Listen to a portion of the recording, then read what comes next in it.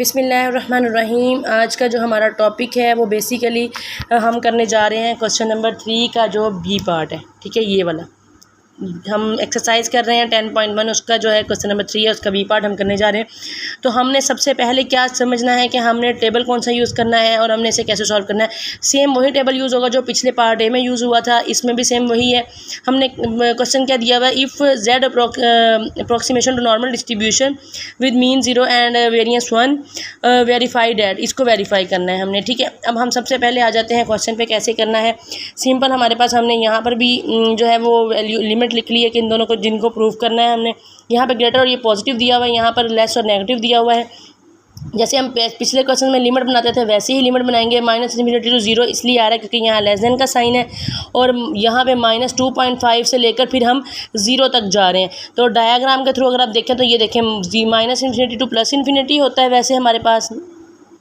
ठीक है, और यहाँ पर हमारे पास होता है +∞। ठीक है, तो ये हमारे पास यहाँ से अब -∞ से z तक और फिर ये है 0 तक, ये यहाँ तक यूँ आए हैं हम। ठीक है, फिर -2.5 से हम जा रहे हैं 0 तक। तो ये डायग्राम इसकी हो गई। अब हम चले जाते हैं दूसरी साइड पे। यहाँ पर हमें दिया हुआ है z > 2.5, तो वो ऐसे होगा, 0 से पहले जाएगा वो पॉजिटिव इन्फिनिटी तक, फिर वो जो है 0 से जाएगा 2.5 तक, यहाँ से पहले यहाँ तक जाएगा पॉजिटिव इन्फिनिटी तक, क्योंकि हमने ग्रेटर का साइन यूज़ कर रहे हैं हम।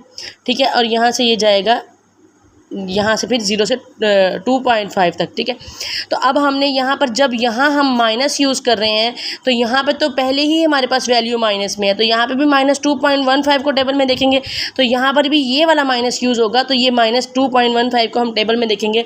जब हम सेम वैल्यूज़ को टेबल में देखेंगे तो आंसर भी ऑटोमेटिकली सेम आएगा।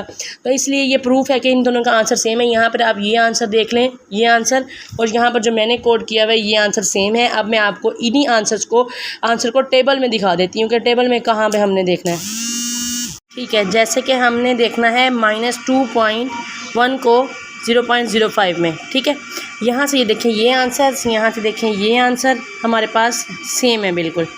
ठीक है, ये देखें, और बुक पे भी यही आंसर हमें गिवन है। टेबल देख लें, वही टेबल है जो हम पहले यूज़ कर रहे थे, सेम वही टेबल हम दोबारा यूज़ कर रहे हैं। 3 का जो ए पार्ट था उसमें भी यही टेबल यूज़ हो रहा था, 3 का जो बी पार्ट है उसमें भी ये टेबल यूज़ हो रहा है।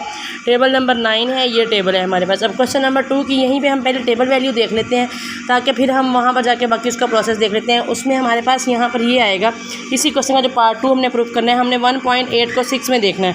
ठीक है, तो अब हमारे पास 1.8 ये है, ये देखिए ये 1.8 है, इसको 6 में देखना है, तो ये हमारे पास बेसिकली आंसर है 0.96856। ये देखें, ये हमारे पास आंसर है 0.96856, ये इसके इक्वल है।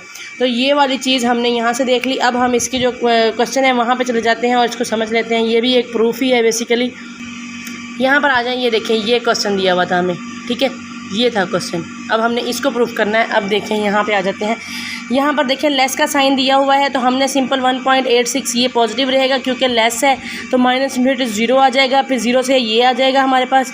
और इसी तरह से यहाँ पर भी हमारे पास -1.86 पॉजिटिव साइड पे आ रहा है क्योंकि ग्रेटर -1.86, तो इधर आके ये पॉजिटिव हो जाएगा।